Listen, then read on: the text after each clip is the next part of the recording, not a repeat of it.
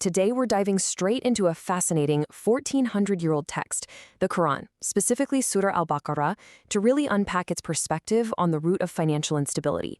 We're going to examine exactly how it frames trade, interest, and charity to present this incredibly profound view on wealth. And honestly, it feels remarkably relevant to the economic structures we're dealing with today. Right off the bat, I want you to picture a scenario that is, unfortunately, way too common. Imagine you're in a pinch. So you borrow 100,000 rupees to cover an emergency, or maybe to kickstart a small side project. But over just a few years, thanks to the terms of the loan, that debt absolutely balloons. You're making payments, sure, but suddenly you're on the hook for 200,000, then 300,000, and eventually you're staring down a 400,000 rupee debt. That original amount you needed has completely spiraled out of your control. Section 1, the ultimate debt trap. Over 1,400 years ago, this text was already sounding the alarm on this exact kind of debt trap. And the framework it lays out is crystal clear. Allah has permitted trade and forbidden riba, which translates to interest. Notice that it doesn't just highly suggest avoiding interest, it outright forbids it, while at the very same time championing trade.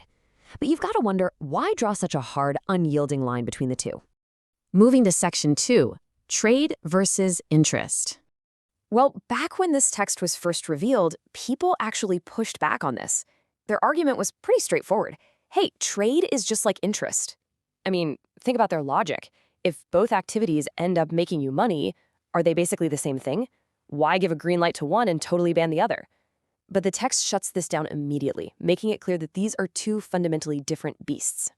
Think about how trade actually works. Say you buy a phone for 20,000 rupees. You put in the sweat equity, you fix it up, you market it, and you sell it for 25,000. Boom, you made a profit. But, and this is absolutely crucial, you took on a shared risk. Maybe the market crashes or nobody wants that phone and you take a loss. The profit comes from real effort and real risk. Now, compare that to interest. You lend someone 100,000 rupees and demand 120,000 back. It literally doesn't matter if that person's business succeeds or goes completely under, you are demanding guaranteed profit. Zero shared risk, zero shared loss, zero effort on your part. You just want your extra money. That guaranteed extraction of wealth from someone else without taking on any of the risk is exactly why the text shuts it down. Section 3, the real cost of debt.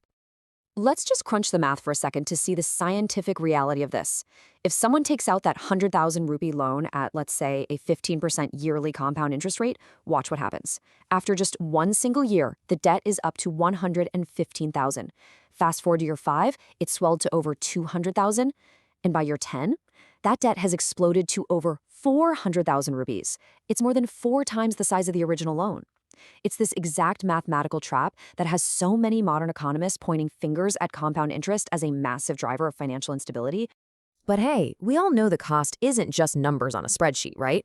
If you've ever felt that pit in your stomach looking at a growing credit card balance, you know the human toll.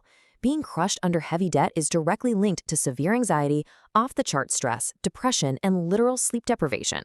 The source text was basically warning humanity about a system that doesn't just mathematically bankrupt people, it emotionally crushes them.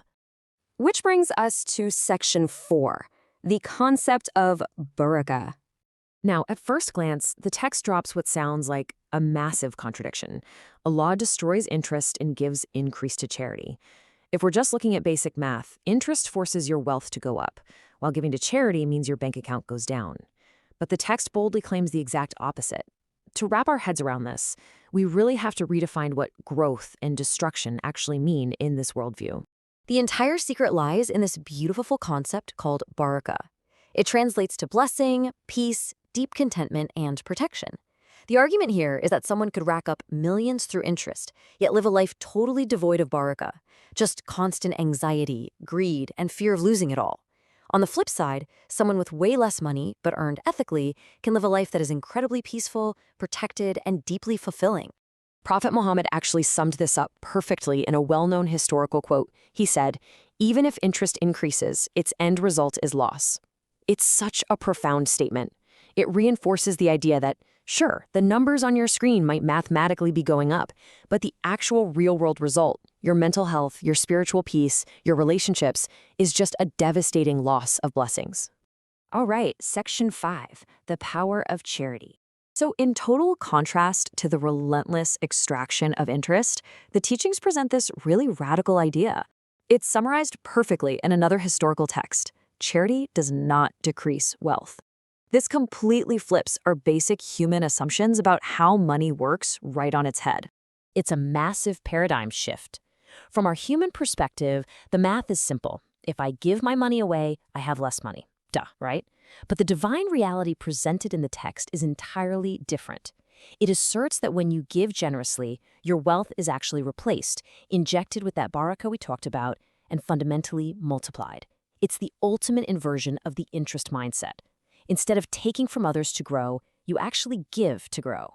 And honestly, you know what's wild? Modern science actually backs up the core of this ancient wisdom. Researchers looking into generosity have found that helping others literally activates the exact same reward centers in your brain as receiving money does. Doing so drastically boosts your overall happiness, skyrockets your emotional well-being, and build ironclad social connections. So while the religious text promises a spiritual multiplication of wealth, science is confirming an immediate, tangible multiplication of human well-being. So, as Surah Al-Baqarah wraps up this whole discourse on economics, it lays out the traits of people it considers truly successful. And, spoiler alert, it has absolutely nothing to do with ruthless wealth accumulation. Real success here relies on faith, righteous deeds, establishing prayer, and giving zakah, which is obligatory charity. It's all about uplifting others rather than exploiting the vulnerable for a quick buck. And the text leaves us with this sweeping, beautiful promise for those who choose this path of ethical trade and generosity. They shall have their reward with their Lord. No fear shall be upon them, nor shall they grieve. It's basically a rock-solid guarantee of a life free from fear and regret, which is the absolute polar opposite of the constant anxiety that comes with the debt trap. So, to bring it all together for our explainer today, let's hit these final takeaways. Trade is permitted, or halal, because it involves real effort and a shared risk. Interest, however, is forbidden, or haram, because it extracts guaranteed profit while hoarding zero risk, which inevitably crushes the borrower. And remember, while interest might artificially pump up your numbers, it absolutely destroys the barakah, the blessings in your life. Meanwhile, charity, which looks like a loss on paper, is presented as the true, lasting path to multiplying your wealth and finding peace. Before we wrap up, I want to leave you with a bit of a brain teaser to apply to your own life.